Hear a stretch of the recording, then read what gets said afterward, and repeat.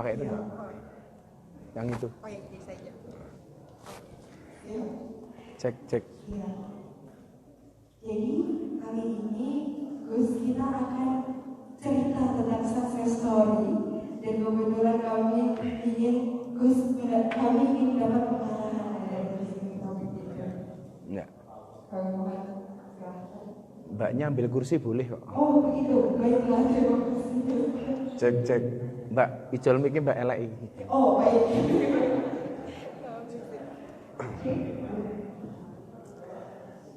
Assalamualaikum warahmatullahi wabarakatuh. Tapi pun selamat malam dan salam sejahtera untuk kita semuanya. Hamdan wa syukranillah la haula wala quwata illa billah amma ba'du. Para senior yang saya hormati dan adik-adik sekalian, saya panggil adik karena saya lebih lama dan lebih awal tinggal di Yogyakarta. Saya terlahir di sebuah desa Adirejo yang sekarang berganti nama Adiluhur, Kecamatan Jabung Timur. Tapi saya besar di Pondok Pesantren Bustanul Ulum, Desa Jaya Sakti. Iki tukang sone wong tebing gitu iki. Tukang sone wong tebing. Oke begale. Saya besar di Pondok Pesantren Bustanul Ulum yang kebetulan pondok keluarga di Desa Jaya Sakti, Kecamatan Anak Tuha, Padang Ratu, Lampung Tengah. Iki lak ngomong disuguh makanan, makannya kapan?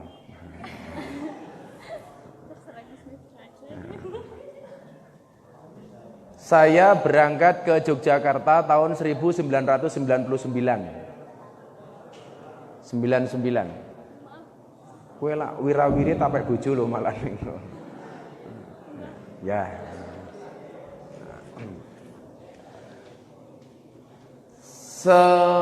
Ketika saya berangkat ke Jogja waktu itu, kebetulan ras saya Jawa.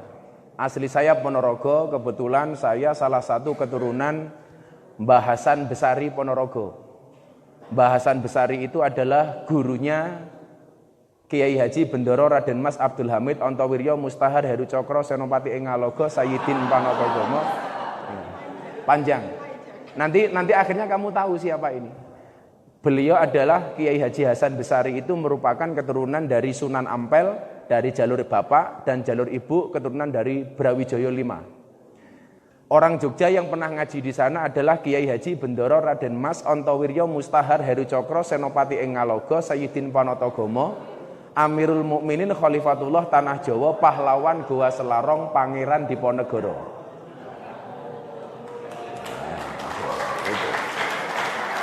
Jadi nama asli Diponegoro itu Nduk. Panjangnya seperti itu. Itu nama asli Pangeran Diponegoro. Diponegoro. Kalian tahu Diponegoro itu perangnya tahun berapa? Berapa? 1825 sampai 1830. Jadi perang Diponegoro itu terjadi habis maghrib. Ya kan 1825 itu habis maghrib itu. Karena maghribnya jam 18. Lah, asli Ponorogo, lahir di Lampung. Jadi sama sekali saya tidak pernah hidup di Jawa sebelum saya kuliah. Istilah kerennya Puja Kesumala. Putra Jawa kelahiran Sumatera. Kalau sopir saya di pondok itu Indo-Pakistan. Bapaknya iblis, ibunya setan. Ketika saya berangkat memutuskan tinggal di Jogja itu tahun 99, saya selesai aliyah, Madrasah Aliyah Bustanul Ulum, yang kebetulan waktu itu NEM saya itu tertinggi tingkat Madrasah Aliyah se-Lampung. Tingkat Madrasah Aliyah loh ya. Padahal saya itu namanya matematika belas gak bisa. Jadi ngerjakan matematika itu cuman saya tulisi Allahumma sholli ala Sayyidina Muhammad gitu. Saya yakin fadilahnya sholawat, nilai saya baik. Karena matematika itu susah. Matematika, makin tenanan makin tidak karu-karuan. Saya putuskan setelah istikharah, pilihannya dua, Surabaya atau Yogyakarta. Saya bilang sama bapak ibu saya, karena kebetulan saya dari aliyah itu sudah tidak dikirimi biaya orang tua saya. Selama aliyah saya dapat beasiswa, karena alhamdulillah kebetulan nilai saya di kelas itu pasti tertinggi sesekolah. Jadi pasti mendapatkan beasiswa. Untuk hidup saya tabarukan sama kiai. Jadi saya ngurusi 5.000 ayam telurnya kiai saya. Jadi yang lain ngaji saya harus ngurusi ayam, yang lain ngaji saya makani pitik, yang lain ngaji saya ngambil telur pitik, yang lain ngaji saya nimpal telek pitik. Sampai ketika saya di pondok itu saya dipanggil Mister Telek. Begitu saya berangkat ke Jogja, saya punya tabungan Bang Lando itu 1 juta. Saya bilang sama, saya ngomong Bang Lando, karena yang biasa ngomong duit Bang Lando biasanya ini. Saya punya uang 1 juta. Ini yang pengen saya sampaikan apa nanti? Bahwa kemudian kekurangan biaya, kekurangan dana itu bukan alasan bagi kita untuk menjadi apa yang kita inginkan. Saya bilang sama ibu saya, Bu, saya mau berangkat ke Jogja. Tolong saya nggak usah dikirimi uang.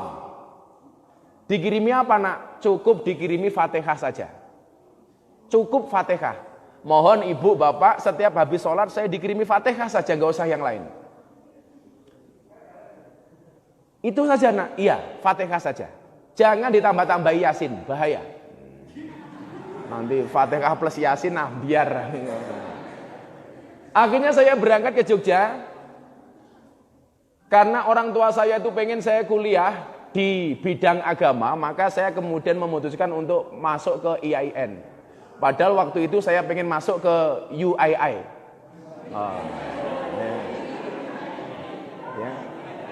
UII itu ejaan bahasa Jawa, kalau bahasa Inggrisnya vokal ketemu vokal apa kan UII, Universitas Insya Allah Islam.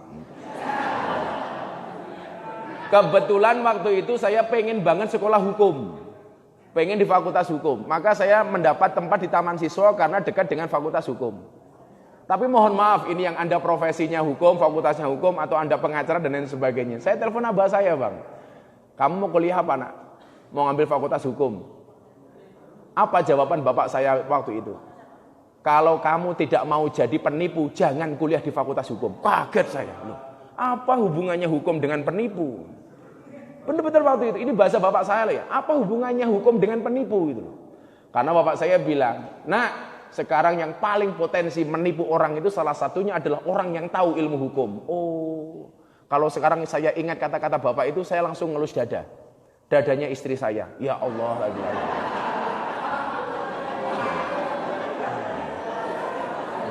Lah ya bojo-bojoku dhewe ngopo to itu. Akhirnya saya nggak berani, Bang. Nggak berani. Lah bermodal uang 1 juta inilah kemudian saya daftar di IAIN. Lah saya bingung.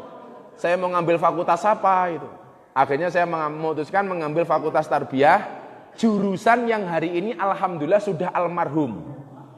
Namanya jurusan kependidikan Islam. Kalau di fakultas tarbiyah itu kan unggulannya adalah pendidikan agama Islam, kemudian pendidikan bahasa Arab. Lah ini jurusan yang sama sekali tidak ada diunggulkan, namanya kependidikan Islam. Padahal saya masuk IAIN bebas tes.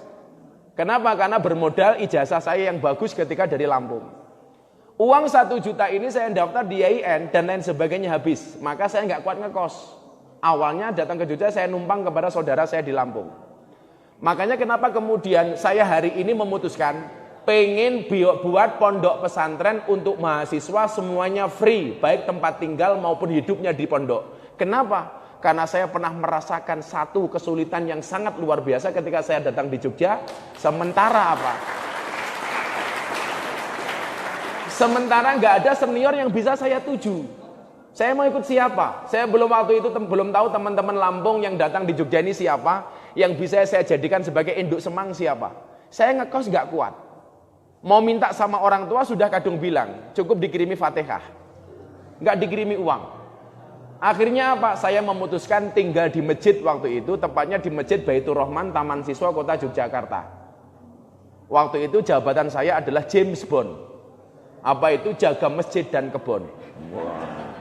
Kan kalau apa pekerjaannya marbot, nggak keren banget ya nih. Apa James Bond. Lah kebetulan masjid yang saya tempati itu ketika saya pindah ke Baitur Rahman dan Al Jihad itu dua masjid, masjidnya orang Muhammadiyah. Padahal saya kulturnya ini kan orang hijau, orang Nahdien. Wah ini luar biasa. Bapak saya marah-marah. Kamu mau jadi orang Muhammadiyah? Karena bapak saya itu fanatik banget. Orang sholat nggak pakai kopiah, mesti Muhammadiyah. Saya mikir apa hubungannya kopiah dengan Muhammadiyah? Gitu kan. Orang NU tinggal di masjidnya Muhammadiyah. Dan ternyata alhamdulillah ini justru awal kemudian saya dekat dengan tokoh-tokoh Muhammadiyah. Dan alhamdulillah nggak ada masalah. Masalahnya cuma satu. Gara-gara saya tinggal di masjidnya orang Muhammadiyah, saya kurus. Berat badan saya hanya 40 kilo. Kenapa saya ikut Muhammadiyah kurus? Karena Muhammadiyah belas nggak pernah ada selamatan. Nggak ada makan-makan.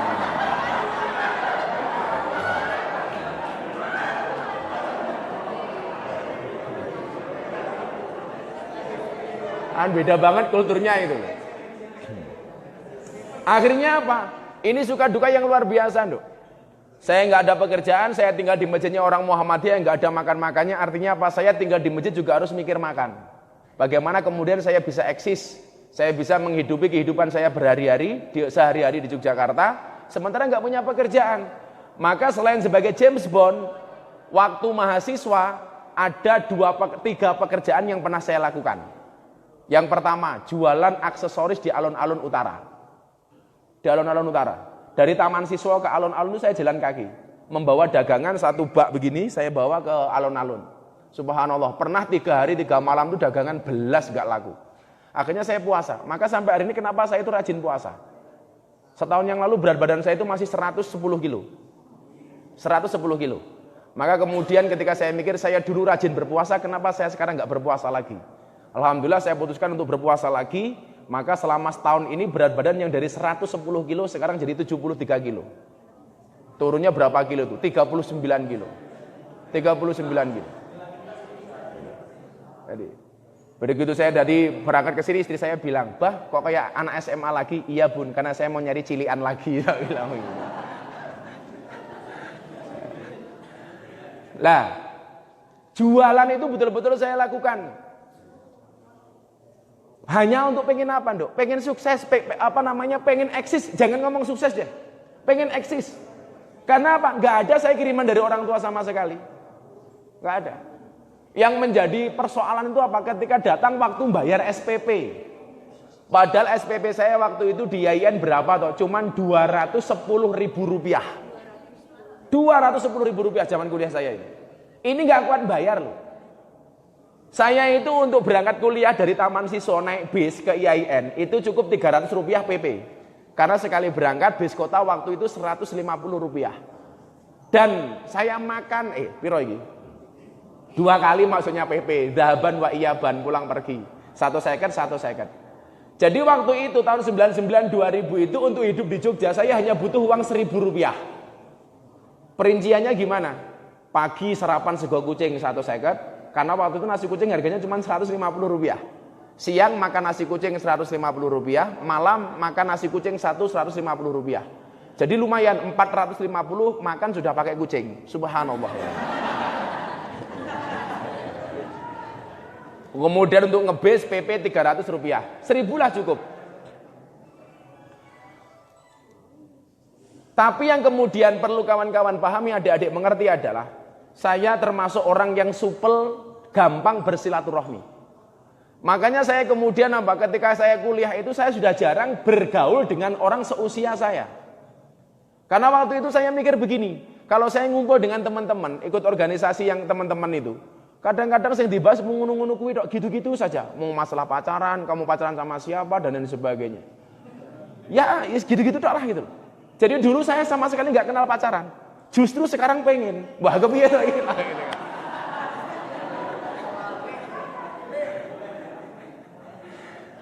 Karena menurut saya nggak produktif. Maka ketika saya membuat bagaimana kemudian saya mampu eksis di dunia lain. Maka ketika saya masih kuliah itu saya sudah bergaul dengan Pak Wali Kota Yogyakarta waktu itu, Pak Heri Sudianto. Saya sudah bergaul dengan Kapolres, saya sudah bergaul dengan orang-orang yang levelnya jauh di atas saya lah. Karena saya teringat kata Rasulullah, salah satu yang melapangkan rezeki itu adalah silaturahmi. Orang bersilaturahmi itu memanjangkan umur, memudahkan rizki. Maka ketika kemudian saya ditanya sama jamaah hari ini, Gus, bagaimana Anda bisa mencukupi semua hari ini? Apakah Anda punya pekerjaan? Saya jawab tidak. Investasi yang paling mahal menurut saya adalah menjalin tali silaturahmi. Tali silaturahmi. Kebetulan saya orangnya supel, jadi gampang ketemu dengan orang. Saya itu teman-teman artis yang hari ini datang ke pondok ikut ngaji saya itu, dari Anang Asanti sampai Aura Kasih itu, rata-rata saya ketemu mereka cuma sekali. Ketemu sekali, saya ngobrol, pasti mereka ikut. Marsanda waktu itu datang ke pondok, cuma ketemu saya 1 jam di bandara. Ikut ngaji ke pondok. Pulang dari pondok, pegatan, cerai. Bingung saya. Saya ditelepon sama cek and recheck. Gus, kenapa itu Marsanda habis ngaji di tempat Gus Miftah pulang kok cerai? Bingung saya jawab. Akhirnya saya jawab, Marsanda baru sadar kalau di Jogja ada kiai cakep.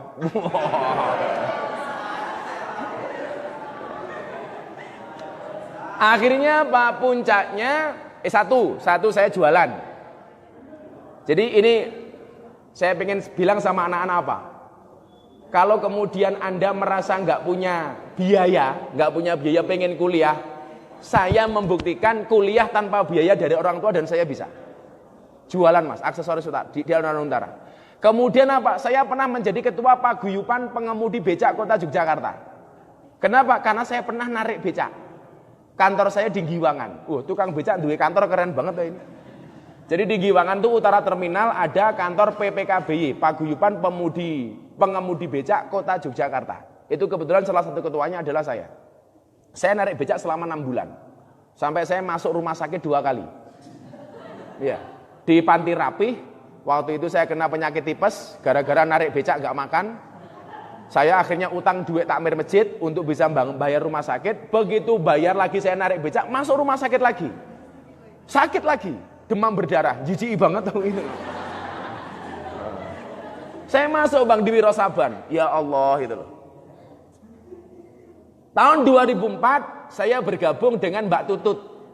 Mbak Tutut waktu itu punya partai namanya Partai Karya Peduli Bangsa. Partai Karya Peduli Bangsa. Kebetulan waktu itu badan saya besar, saya sering ngawal Mbak Tutut ketika ada di Yogyakarta. Gede badan saya. Partai Karya Peduli Bangsa. Dan etok-etoknya waktu itu saya nyalek. Jadi caleg, calon legislatif. Dan subhanallah, belas gak ada yang milih. Gak ada yang milih. PKPB 2004. 2005 awal, saya memutuskan untuk menikah. Sebenarnya nikahnya karena kepepet. Enggak kok hamil duluan, ya enggak, ngawur. Kok hamil duluan.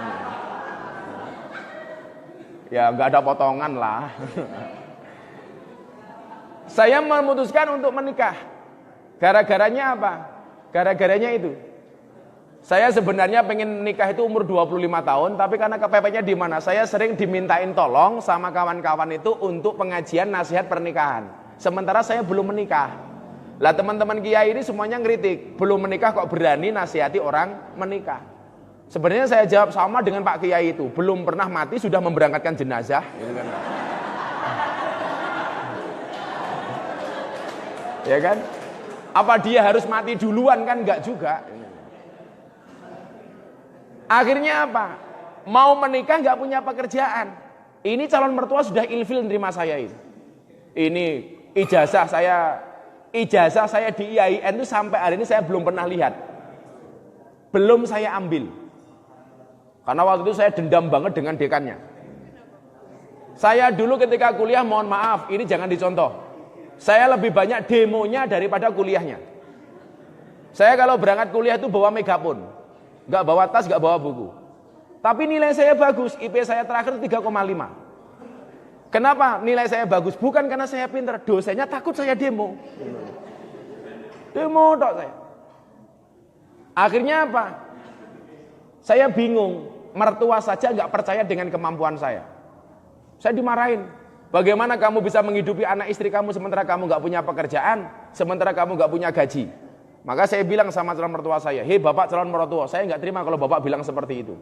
Asyaku fi rizki, saku fi rozik. Orang yang meragukan rizkinya berarti meragukan sang pemberi rizki. Soal anak istri saya besok makan apa itu bukan urusan saya tapi urusan Tuhan. Bapak harus tahu orang menikah itu membukakan 2 jalan.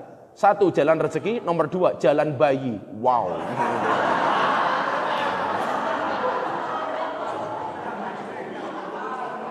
Pasti le. Makanya kalau kamu yang jomblo-jomblo itu ngelamar calon istri, kok ditolak atas nama kamu belum punya gaji, jawab sama bapak calon mertuamu, mohon maaf Pak, saya memang belum punya gaji, tapi Allah menjamin rezeki saya. Salahnya manusia di mana? Lebih percaya kepada gaji daripada kepada rezeki. Padahal rezeki itu lebih luas daripada gaji. Makanya kalau kamu besok ditolak sama calon mertuamu, kamu bilang begitu, Pak, orang yang meragukan rizkinya berarti meragukan sang pemberi rizki. Arep ngopo kowe? Panen. Kalau saya berani. Makanya kamu yang jomblo santai saja. Yang jomblo santai saja. Ingat. Yang jomblo mana yang jomblo? Ingat kata-kata saya. Ingat kata-kata Gus Miftah. Sejomblo-jomblonya kamu pasti akan berakhir. Di mana berakhirnya? Kalau tidak di pelaminan, minimal di pemakaman. Amin.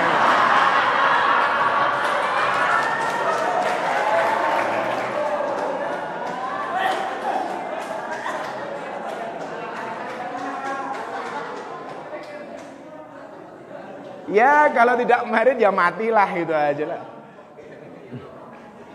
Akhirnya apa? Investasi saya dulu di PKPB itu memperkenalkan saya kepada salah satu pemilik franchisor Primagama. Jadi Primagama waktu itu sudah di franchise sama Purdi E. Chandra. Kebetulan salah satu bos franchisingnya ini kawan saya. Begitu saya mau menikah, sudah lamaran tinggal menunggu hari H, dia bilang sama saya, Gus, mau nggak jadi kepala cabang Primagama, menjadi manajer outlet saya? Saya bimbang. Waduh, di mana Pak? Di Jakarta. Tepatnya di mana? Di Cakung, Jakarta Timur. Pada tahun 2004 itu saya diminta sama Kang Heri Zudianto, wali kota Yogyakarta, supaya ijazah saya diambil, kemudian masuk menjadi pegawai negeri tanpa tes di kota Yogyakarta. Dan saya menolak, karena saya tidak mau jadi pegawai negeri. Saya tidak mau jadi pegawai negeri. Alasannya karena saya tidak bisa bangun pagi. Karena saya tidurnya habis subuh Bang.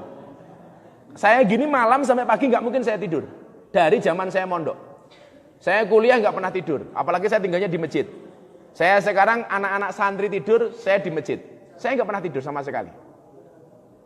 Sampai hari ini. Sudah puluhan tahun saya nggak pernah tidur. Jarang banget saya tidur malam. Ini kalau ribut pasti snacknya datang. Maklum motong mahasiswa. Akhirnya apa? Saya kerja Nduk, jadi kepala cabang Primagama di Jakarta Bang. Waktu itu gaji saya berapa? Tahun 2005 loh. Gajinya cuman 1.300.000. Belum termasuk insentif. Saya mikir, ini mau menikah, gaji cuman 1.300.000, tinggal di Jakarta apa cukup? Waktu itu saya bilang, saya tidak niat bekerja, tapi saya niat untuk silaturahmi. Ini catatannya, silaturahmi. Begitu saya kerja, saya menikah tanggal 5 Februari tahun 2005. Awal tahun 2006, saya ketemu dengan almarhum Gus Dur di Ciganjur. Setiap minggu pagi, saya sowan Gus Dur. Ini luar biasanya Gus Dur. Gus Dur bilang sama saya, Miftah, Jih Gus, pilihan kamu 2. Gak usah kerja di Jakarta. Pulang ke Lampung, membesarkan pondok keluarga kamu di Bustanul Ulum, atau kamu pulang ke Jogja bikin pesantren di Jogja. Saya bingung, waktu itu saya andilau, antara dilema dan galau. Bingung saya. Saya tanya sama beliau, Gus, kalau saya tidak bekerja bagaimana dengan maisah saya, dengan kehidupan saya? Gus Dur jawabnya apa? Miftah, rezekimu manggone ning Bokong. Saya mumet lagi.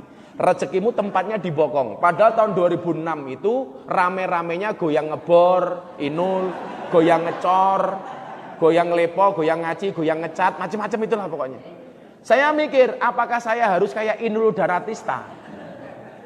kok rezeki saya manggone ning Bokong. Ini almarhum Gus Dur, Bang. Akhirnya saya putuskan, saya pulang dari Jakarta dan saya resign. Tepatnya saya dipecat dari kepala cabang Primagama. Dengan kondisi saya punya anak bayi 1. Begitu saya pulang bulan Mei, subhanallah, gempa bumi. Rumah mertua saya itu sebagian ambruk. Padahal waktu itu posisi saya adalah mall 5. Apa itu mall 5? Madep mantep mangan melu moro tuwa. Ini kurang ajar banget ini. Dari M5 kemudian menjadi M10. Apa itu M10? Madep mantep mangan melu moro tuwa muring-muring menantu meneng mawon.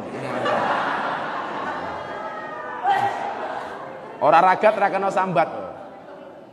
Akhirnya terjadi terakhir M15. Madep mantep mangan melu moro tuwa muring-muring menantu meneng mawon, moro tuwa mati menantu melu mahrisi. Keren. Tapi kata mertua saya, cukup M1, apa? Matamu.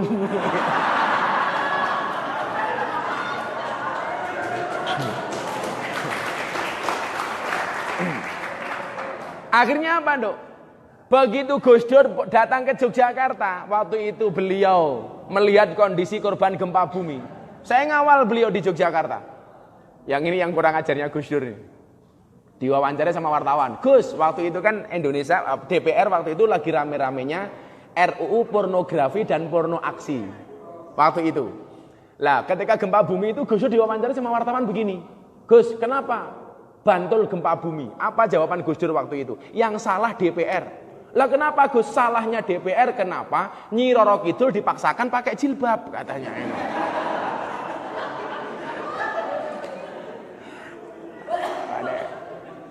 Akhirnya saya matur sama beliau, Gus, saya nderek dawuh jenengan supaya saya pulang ke Jogja atau ke Lampung, saya memutuskan pulang ke Jogja. Ini malah saya kena gempa bumi. Apa yang harus saya lakukan? Beliau mengatakan apa? Santai. Rezekimu tempatnya di Bokong. Aku mikir mana ya Allah gitu. Karena kan saya orang yang sangat ngefans dengan Gus Dur. Saya itu Gus Durian, saya itu Gus Dur mania. Saya betul-betul ngefans sama dia. Karena orang di dunia ini yang matanya buta, hatinya melek menurut saya itu cuma ada 2. Satu Gus Dur, yang kedua siapa? Si buta dari gua hantu. Gitu aja. Nah. Si buta dari gua hantu. Saya mikir, bagaimana saya harus menafsirkan bahasa Gus Dur rezekimu manggone ning Bokong ini. Sementara apa, Nduk? Saya harus eksis. Anak saya semakin besar. Mohon maaf, anak saya usia 2 tahun 2007. Saya itu beli susu untuk anak saya aja gak kuat. Wallah. Beli susu untuk anak saya gak kuat. Apa yang terjadi? Akhirnya setiap malam saya rebutan susu dengan anak saya.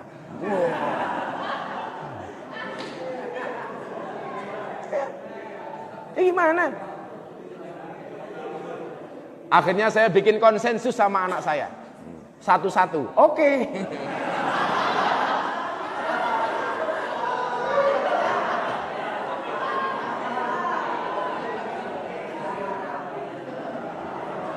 Beda kalau Bang Lando beda. Kalau Bang Lando kondisinya seperti itu dia akan mengatakan, "Oke, Nak. Bapak ngalah." Kenapa, Pak? Bapak cari yang lain.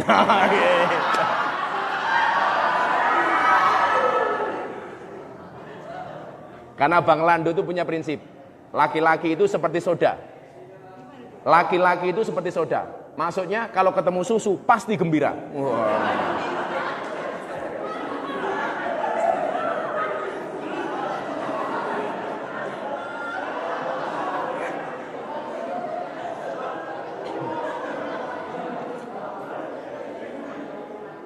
Ayo, yang baru masuk segera bergabung ya, supaya kondusif.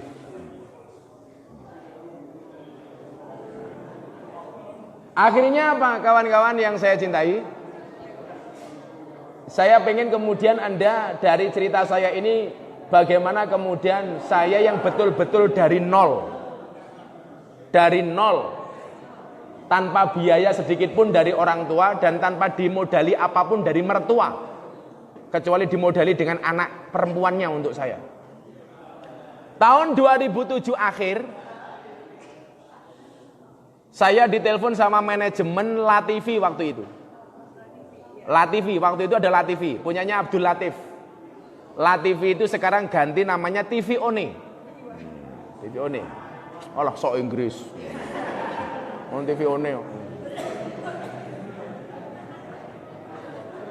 Coba saya mau tanya, bahasa Jawa sama bahasa Inggris lebih kaya mana, Nduk? Coba. Yang ditanam di sawah sampai jadi nasi itu bahasa Inggrisnya cuma satu loh. Rice. Kalau bahasa Jawanya ganti beda semua. Ditanam di sawah, orang Inggris mengatakan rice. Bahasa Jawane pari. Pari ada buahnya namanya gabah. Gabah bahasa Inggrisnya rice. Gabah cuma satu namanya las. Las bahasa Inggrisnya rice. Gabah digiling namanya beras. Beras bahasa Jawanya was. Bahasa Inggrisnya rice. Beras dimasak namanya sego. Bahasa Inggrisnya rice. Sego siji namanya upo. Ya kan? Bahasa Inggrisnya rice. Sego dimasak gosong namanya intip. Bahasa Inggrisnya rice. Sego dimasak panjang namanya lontong. Loh. Bahasa Inggrisnya rice. Jawa. Nasi kemarin kata orang Jawa namanya apa? Wadang. Bahasa Inggrisnya rice. Sego di PP namanya karak. Karak bahasa Inggrisnya rice. Keren. Makanya banyak bahasa Jawa yang tidak ada bahasa Inggrisnya. Bahasa Jawa yang tidak ada bahasa Indonesianya. Contoh, nguyuh anyang-anyangan. Gak ada. Gak ada. Apa coba bahasa Indonesianya? Gak ada. Nguyuh anyang-anyangan. Bahasa Indonesianya apa? Gak ada. Masa kencing tawar-menawar? Gak enak.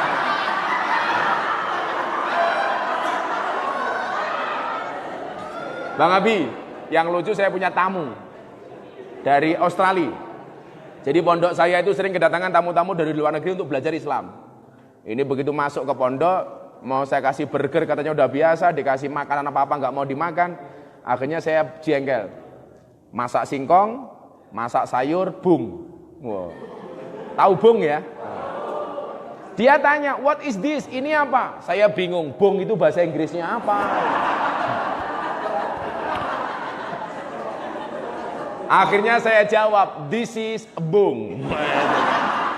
Dia tanya lagi, what is the meaning of bung? Gitu kan. Bung itu apa? Saya bilang, bung is the young bamboo. Bung adalah bambu muda.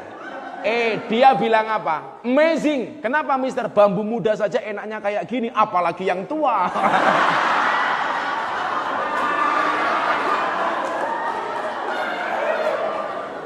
Saya batin arep mau untal po gitu. Akhirnya waktu itu, mohon maaf. Sebelum saya ditelepon sama LaTV waktu itu, saya memutuskan setelah gempa bumi itu bikin perusahaan namanya El Miftah Visitama, bergerak di bidang rokok. Rokok kita jual secara multi level marketing. Sama teman saya dari Bantul korban gempa bumi. Saya nggak punya biaya. Akhirnya saya putuskan pinjam sertifikat mertua saya masukkan ke Bank Mandiri 35 juta untuk modal. Dan ternyata apa? Uang 35 juta yang saya kasih untuk share modal ini dibawa lari bang sama teman saya ini. Padahal yang ngutang atas nama saya. Apa coba kalian bisa bayangkan yang terjadi? Gak punya pekerjaan, gak punya penghasilan, masih dikejar-kejar Bank Mandiri 35 juta.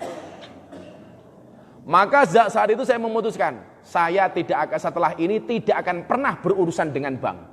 35 juta dikejar tiap hari. Sampai mertua saya itu malu nangis gara-gara punya menantu kayak saya. Ya Allah, begitu hinanya saya di matamu ibu. Di tengah-tengah kegalauan itulah kemudian saya ditelepon sama LaTV. Waktu itu dia mengadakan audisi Ustadz favorit Grebek Sahur LaTV. Saya waktu itu ditelepon, disitulah saya kenal pertama kali dengan Ustadz Bayhaqi ini. Dari Jogja, dari sekian ratus teman-teman yang audisi, yang lolos beliaunya, kemudian saya ditelepon untuk bisa ikut ke Jakarta. Di situ saya kemudian baru mulai kenal artis. Saya kenal Asti Ananta, David Kholik, pertama kali kenal sama almarhum Basuki. kemudian si Ajis Gagap dan lain sebagainya. Saya sampai final. Sampai final, setelah itu saya mau dimasukkan salah satu ustadz favorit di Jakarta, masuk ke manajemennya. Salah satu ustadz yang bisa manggil saya melalui manajemen itu. Saya langsung putuskan, mulai hari ini saya tidak mau berurusan dengan dunia TV lagi. Karena apa? Mau ngundang ustadz kok melalui manajemen.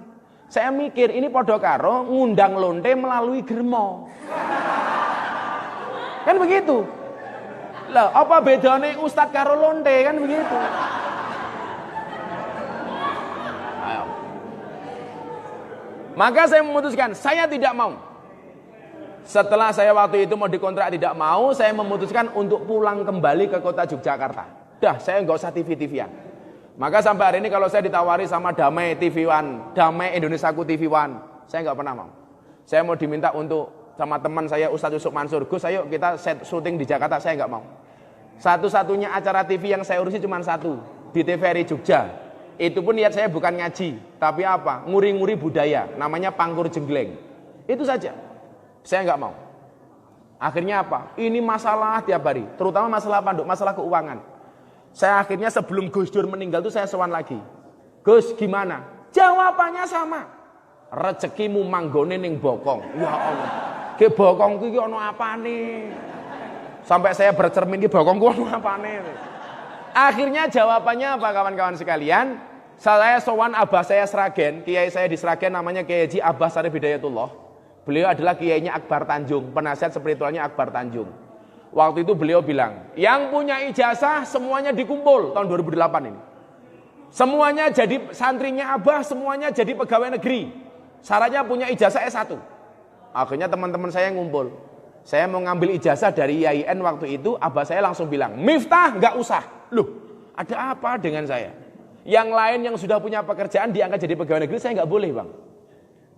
Beliau bilang apa? Kamu nggak usah, kamu di rumah saja. Mikir lagi saya, ya Allah. Padahal waktu itu saya udah nggak punya apa-apa bang. Rumah mertua ambruk, sertifikat di bank, itu kan. Kan ngeri sekali hidup aku ini kan. Sampai akhirnya saya sowan ke Melangi, ketemu dengan seorang kiai namanya Kiai Haji Asrori, pengasuh pondok pesantren kuno di Melangi.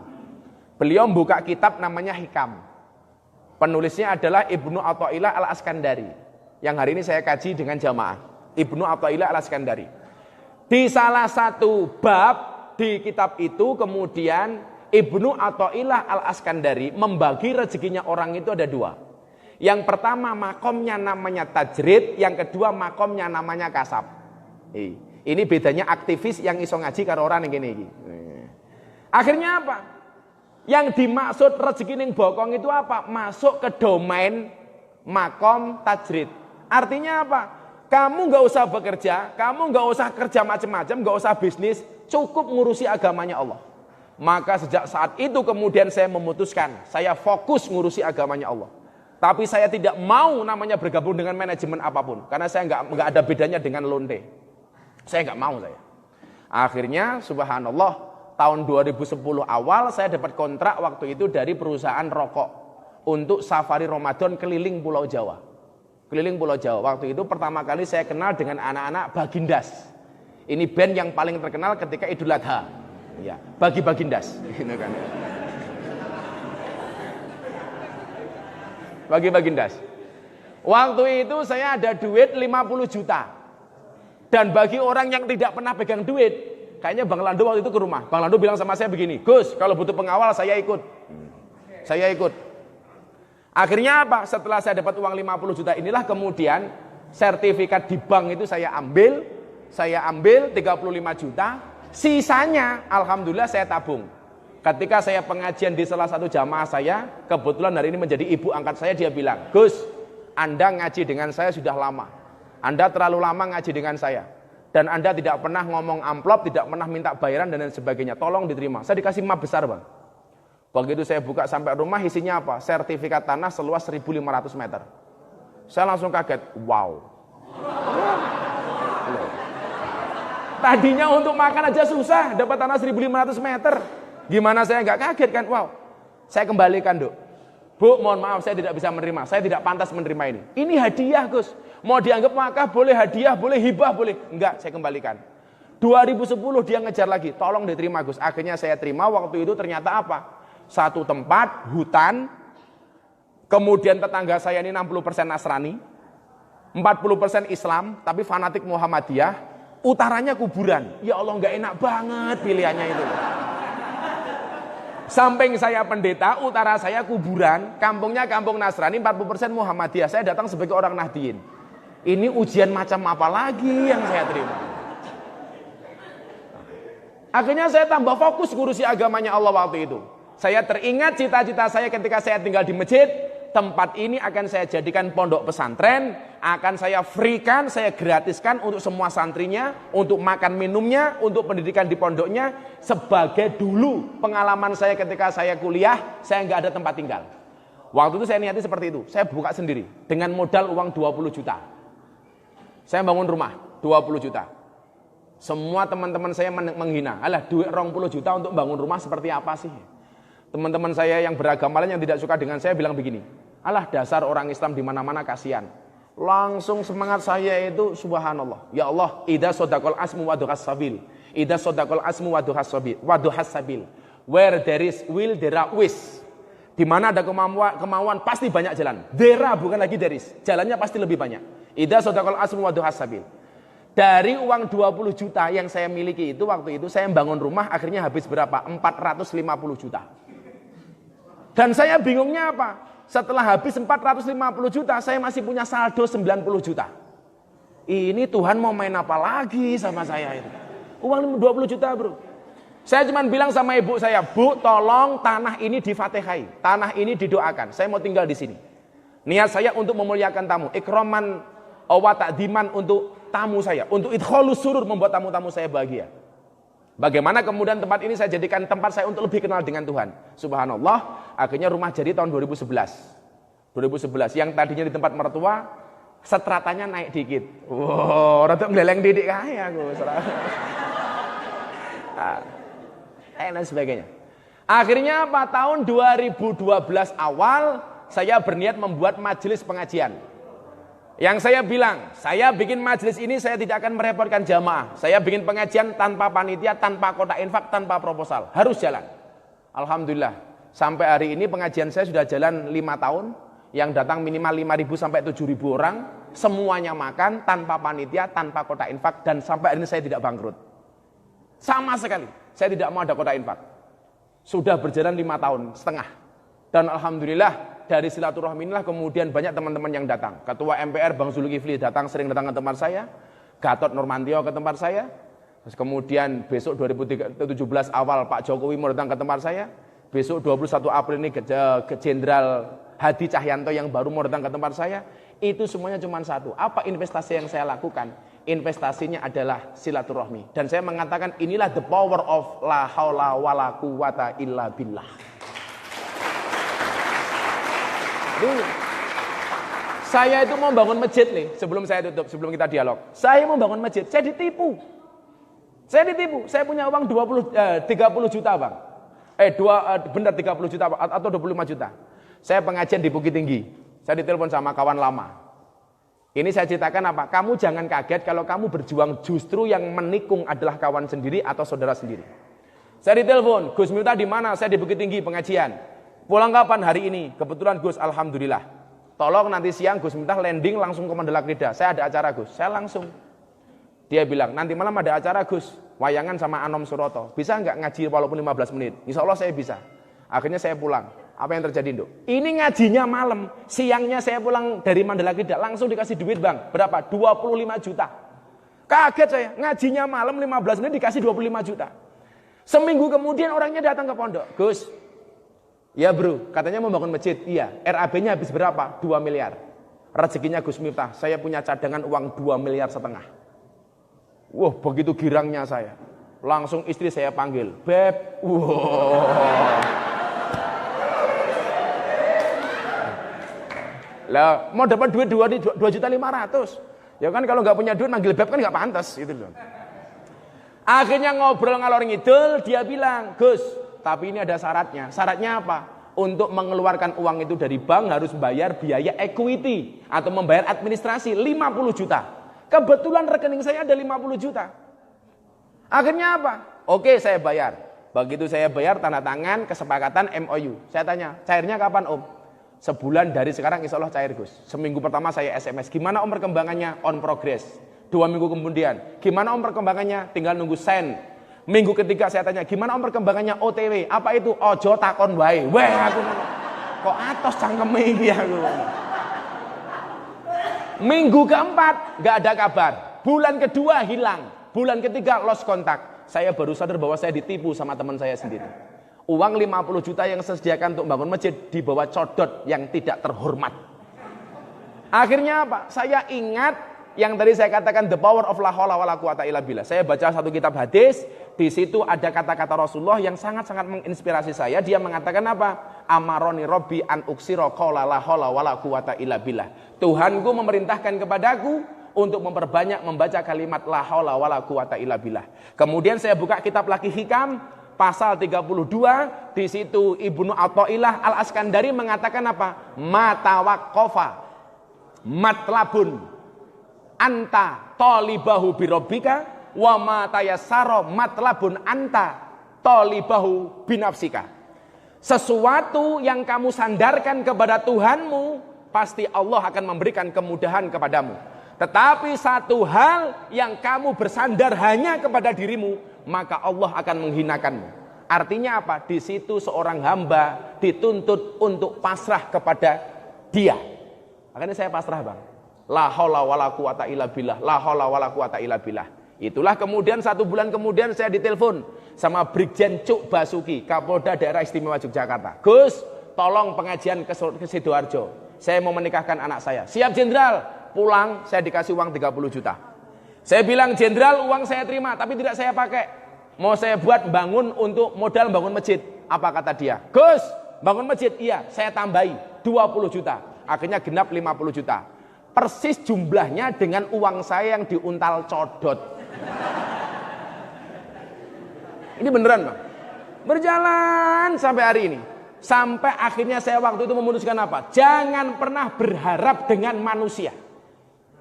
Jangan pernah berharap dengan janji manusia. Ndo bos, Tony Boster, waton muni ndo bose banter wis. Pokoknya becak tanpa pir, waton jeplak tanpa mikir. Saya nggak mau. Saya harus berdikari di kaki sendiri. Alhamdulillah bangun pondok dan masjid akhirnya habis 2 miliar lebih. Masjid saya jadi, pondok saya jadi tanpa saya ada panitia, dan alhamdulillah hanya menyisakan uang 100 juta tok. Begitu mau peresmian, saya diundang pengajian sama Irjen Heru Mustafa Heru Kuncoro. Beliau as SDM Mabes Polri. Beliau membangun masjid ke arah Krui. Arah Krui itu namanya apa itu? Mana? Bukan pesisir barat. Bukan Liwa. Kayu Agung ke sana itu loh. Kayu Agung. Daerah situlah pokoknya. Saya di sana. Jenderalnya bilang, "Gus, ngaji ke Lampung." Ngaji ke Lampung, dan jenderalnya ini ngundang ngaji saya gara-gara apa, Bang? Gara-gara dia ngundang ustadz terkenal di Jakarta, ditolak sama dia gara-gara apa? Begitu diundang ngaji langsung ngomong tarif. Dimintain tarif 20 juta, dia marah. Ini ustadz macam apa? Pengajian belum terlaksana sudah minta bayaran, enggak usah. Akhirnya dia telepon saya melalui Kapolresta Yogyakarta waktu itu, Kombes Selamat Santoso. Gus, diminta jenderal ngaji ke Lampung. Oke, saya berangkat. Bilang sama jenderal, kalau tidak biaya, nggak ada tiket, saya beli tiket sendiri. Begitu saya turun di Lampung, Bang. Naik, dimuliakan banget sama dia pokoknya. Saya bilang, Jenderal pengajiannya baru besok. Boleh nggak saya berkunjung ke pondok saya dulu di Jaya Sakti? Oke, Gus, siap. Begitu nyampe pondok, keluarga saya stres. Kenapa? Mobil saya dikawal mobil polisi, di depan 2, di belakang 2. Begitu saya turun dari mobil, keluarga saya bilang, ada salah apa dengan anak saya? Kok sampai dibawa-bawa polisi katanya. Saya bilang belum tahu dia. Akhirnya saya pengajian di daerah Kayu Agung itu.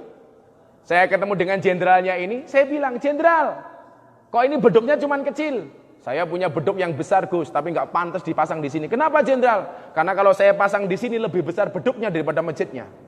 Dengar-dengar Gus Miftah bangun masjid, iya. Kalau Gus mau beduk silakan dibawa. Maka kalau kalian ke pondok ada beduk besar, itu merupakan pemberian dari Jenderal Mustafa Heru Kuncoro itu. Dan ketika saya pulang, subhanallah, dulu Ustadz Jakarta yang minta 20 juta nggak dikasih, saya dikasih berapa? 50 juta. Itulah yang saya maksud dengan the power of la haula wala quwata illa billah, dan investasi yang saya bangun sampai hari ini adalah investasi silaturahmi. Maka kawan-kawan mohon maaf, saya selalu bilang sama Bang Lando, sama Wahyu dan kawan-kawan, pondok saya terbuka apalagi untuk anak-anak Lampung yang merasa tidak kuat bayar kos, tinggal di asrama sudah terlalu sempit kayak ikan asin. Silakan tinggal di pondok saya, semuanya free. Saya kasih makan. Anda mau ngaji, saya ulang ngaji. Anda mau ngapalkan Quran, ini Al-Hafidh 30 juz ngajar di tempat saya. Anda mau melihara ikan, saya punya kolam. Anda pengen melihara ayam, kita buatkan kandang. Kue iso nyopet, tak ajari nyopet sekalian ya ora apa-apa.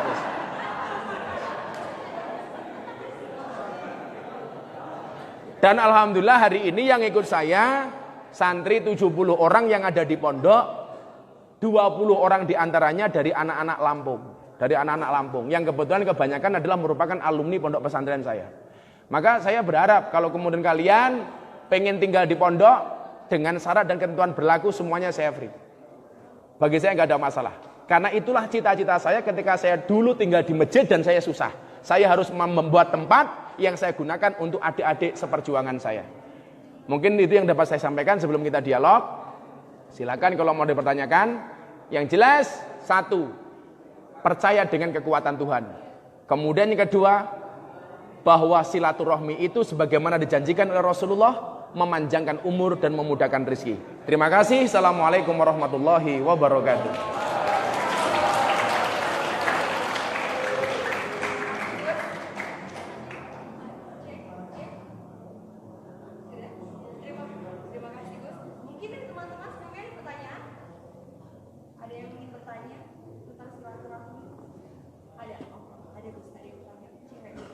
Cewek.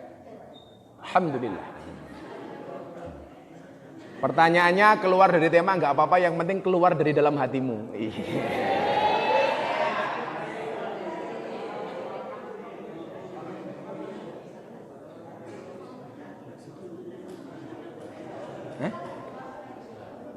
Yang nonton langsung 2000-an. Waalaikumsalam warahmatullahi wabarakatuh. Lampung Timurnya mana, Nduk? Jabung. Tebing. Gimana, Nduk? Dikasih mic dong. Mati. Ya udah, Nduk. Pertanyaannya apa, Nduk? Saya mau menjawab.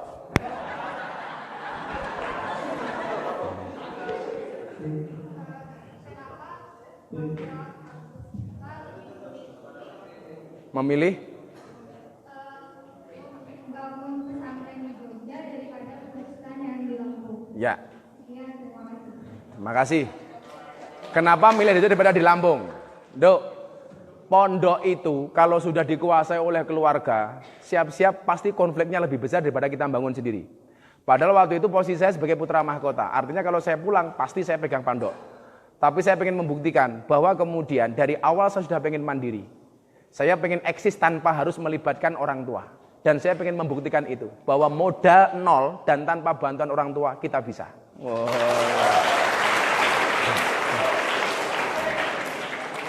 Maka kalau kalian hari ini coba, kalian hari ini masuk ke dunia malam, semua dunia malam di Jogja. Kalian mau nyebut apa? Bose, Liquid, Sugar, Teras Cafe, dulu Hugos, Embassy. Bahkan salon-salon yang dianggap tidak enak itu seperti Yellow River, Blue Ocean, sukanya Bang Lando umpamanya gitu kan. Semuanya, Dok, hari ini tidak ada yang tidak tersentuh dengan pengajiannya Gus Miftah. Saya di Sarkem sudah pengajian dari tahun 2000 semenjak saya jadi mahasiswa.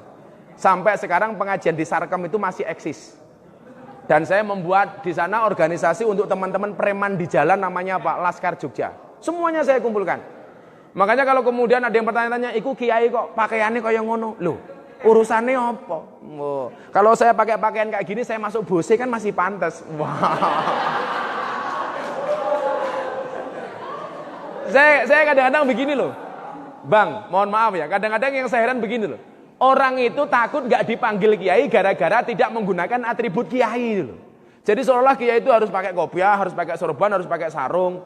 Lah kalau saya mohon maaf, santri saya sama saya malah bawai saya. Kalau saya menyelesaikan saja, saya masuk ke Sarkem sebulan sekali, saya bawakan konsumsi sendiri. Jadi kalau saya ngaji di Sarkem itu saya bawa konsumsi sendiri. Saya bawa konsumsi 300 box nasi untuk mereka. Saya bagi mereka mukena, saya kasih mereka sajadah, saya kasih mereka Al-Quran. Ada Mbak PS katanya sama saya begini, Gus, ikhlas gak ngasih kita sajadah? Ikhlas gak ngasih kita mukena? Saya jawab, ikhlas, asalkan untuk salat, bukan untuk lemek. Tak bilang begitu.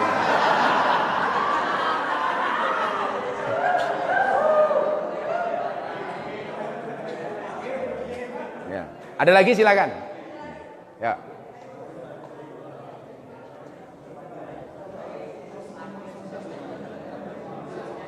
Bosnya wis meh rampung. Assalamualaikum warahmatullahi wabarakatuh. Siapa? Fajar. Mana Lampung Timurnya? Oh, Sribawono. Sribawono di tempat saya 1 jam.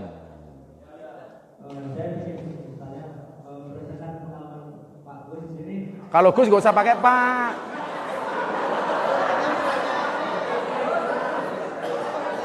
Wedus. Berdasarkan pengalaman sendiri kan, investasi pengalaman dalam silaturahmi. Pas mau silaturahmi, pernah nggak sih ngadepin orang yang susah diajak silaturahmi atau orang yang suka berkelompok atau nggak usah berbeda sama orang yang hal baru gitu? Ya. Nah, kalau boleh berbagi saran buat kita semua, gimana cara menghadapi orang yang kayak gitu supaya kedepannya bisa berbaur dan Ini mumpung ada Bang Lando di sini, yang teman-teman jalan keras. Enggak, karena saya tahu beliau. Dulu di Yogyakarta itu orang bilang kalau mau menguasai dunia malam harus punya pasukan. Harus punya teman banyak, harus punya begini dan begitu. Saya enggak. Kafe-kafe itu ikut saya ngaji. Dulu awalnya cuma saya kasih SMS, saya surati. Nama saya Gus Miftah, saya pengen pengajian di tempat Anda, boleh apa enggak? Inspirasinya dari mana? Ketika Rasulullah mengislamkan raja-raja waktu itu di Jazirah Arab. Saya SMS. Dan ternyata ada yang nanggapi, ada yang enggak. Kayak Teras Cafe, itu dulu mau pengajian awalnya gimana? Awalnya dia mengundang Julia Perez untuk tampil di ulang tahun mereka, di anniversary, tapi mau dibubarkan sama salah satu ormas di Yogyakarta. Kalau sampai ngundang Julia Perez, saya bubarkan. Waktu itu manajernya ke saya, gimana Gus? Julia Perez saya amankan, tapi syaratnya satu, anak-anak Teras harus ngaji dengan saya. Akhirnya saya jemput Julia Perez, saya kawal di hotel, dia mandi, saya di luar.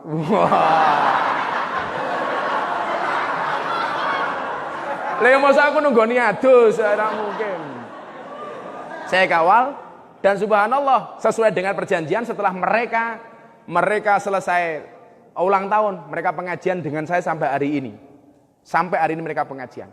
Demikian pula di Bose, di Teras dan lain sebagainya, di Liquid, di Sugar, di Embesi, semuanya satu lisi. Lah orang-orang yang kita hadapi ini mohon maaf bro, orang-orang dunia malam kan kamu tahu sendiri. Dunia malam itu nggak ada namanya silaturahmi. Mereka itu mau bergaul dengan kita kalau mereka punya kepentingan. Kalau kepentingan mereka nggak ada, mereka nggak akan mau. Sementara owner kafe di Jogja itu mayoritas adalah Nasrani. Saya beragama Islam. Dan ternyata apa? Kekuatan silaturahmi itu alhamdulillah mereka semuanya bisa tembus. Jadi sampai hari ini saya akrab dengan teman-teman Nasrani. Karena pemilik kafe dan salon-salon di Jogja rata-rata Nasrani. Dan kita nggak ada masalah. Pernah satu ketika saya pertama kali kenal dengan Badrodin Haiti, Kapolri sebelum Pak Tito. Ini kan orangnya nggak mau tersenyum sama sekali, orangnya merengut tok. Pokoknya nggak bisa dia tersenyumin. Saya datang kepada beliau. Selama ini ketika saya lakukan, setiap kali saya mau ketemu orang dan orang itu susah, pasti yang saya lakukan satu. Al-Fatihatu liman quri'at lahu. Fatihah itu adalah bagi siapapun yang mau membacanya. Untuk Pak Badrodin Haiti, Al-Fatihah. Saya baca sholawat. Alhamdulillah, kenal saya 1 jam, dia datang ke pondok. Ngajak waktu itu Wakabareskrim Aridono yang sekarang Kabareskrim. Demikian juga Pak Gatot Nurmantio. Ketemu saya 1 jam di DPR. Jenderal ngaji ke pondok. Ngaji. Kamu tahu artis yang paling susah di Indonesia itu selain Ahmad Dhani siapa? Anang Hirmansyah. Itu orang yang paling susah diajak ngobrol itu. Ketemu sama saya 1 jam cair bro. Akhirnya Asanti diajak main ke pondok. Dan seterusnya. Pede saja itu loh. Karena apa? Kadang-kadang kita itu susah ketemu orang. Kita lebih fokus melihat penampilan orang, tidak fokus melihat penampilan kita sendiri. Karena bisa jadi orang itu sebenarnya nggak ribet, yang ribet itu muka kita sendiri. Sehingga apa? Kita naklukkan orang susah gitu loh. Naklukkan orang susah. Saya waktu itu di Jogja, kalau kalian pernah dengar, nama preman paling besar di Jogja namanya siapa? Gunardi Joko Lupito. Nama panggilannya siapa? Gunjek. Ini preman setanah Jawa, se-Jakarta, se-Bali, nggak ada yang nggak kenal dengan namanya Gunjek. Awal saya ngaji di Sarkem apa li? Setiap malam Jumat saya pakai sarung, pakai baju mukena, saya pakai baju koko, saya masuk. Kok pakai baju koko? Kok pakai mukena? Serban maksud saya. Saya masuk malam ketiga bang, tahun 2000, mau dibunuh sama beliau. Saya dipegang leher saya, pistolnya udah di kepala saya. Kamu macam-macam di Sarkem saya bunuh. Saya bunuh. Saya bilang sama beliau, Om, tolong kasih waktu saya untuk ngomong 3 menit. Kalau omongan saya tidak nalar, silakan saya dibunuh. Saya bilang, tujuan saya masuk ke Sarkem apa? Begini, 3 menit. Langsung dia bilang apa? Kalau memang tujuanmu seperti itu, aku mendukung kamu. Buktikan. Akhirnya alhamdulillah sejak tahun 2000 sampai hari ini Sarkem masih pengajian. Itu dulu awalnya apa? Saya mau dibunuh sama almarhum Gunjek. Orang-orang Sarkem itu, preman-premannya, kok tahu Gunjek dari jauh dia masih minum, langsung sadar loh. Karena begitu karismanya yang namanya almarhum Gunjek itu. Orangnya sangat menakutkan. Betul-betul karismatik. Tapi ternyata apa? Cukup 3 menit saya menjelaskan kepada dia. Dan ternyata bisa menerima. Maka itu loh, kita itu fokus melihat personality seseorang, tapi nggak fokus melihat personality kita sendiri. Kadang-kadang orangnya itu nggak repot. Tapi dia jadi mangkel gara-gara personality kita jelek. Makanya sebelum ketemu orang, kamu yang ngocok dewe, raiku pantas apa ora iki. Gitu Jar. Saya tuh dulu ketemu dosen yang aneh-aneh itu, masuk saya hadepin. Saya pernah di kampus itu ujian bang. Sama dekan saya dikeluarkan. Waktu itu namanya Abdullah Fajar. Gara-gara apa? Saya pakai sandal. Ujian, keluar pakai sandal. Nggak boleh. Akhirnya apa? Saya keluar, sandal saya taruh, saya pakai kresek. Saya masuk ke kelas. Begitu saya masuk ke kelas, dekannya bilang, kenapa kamu masuk lagi? Malah pakai kresek. Coba Pak Dekan baca peraturannya. Peserta ujian tidak boleh pakai sandal. Tapi tidak ada kewajiban menggunakan sepatu. Wah, kresek rampung.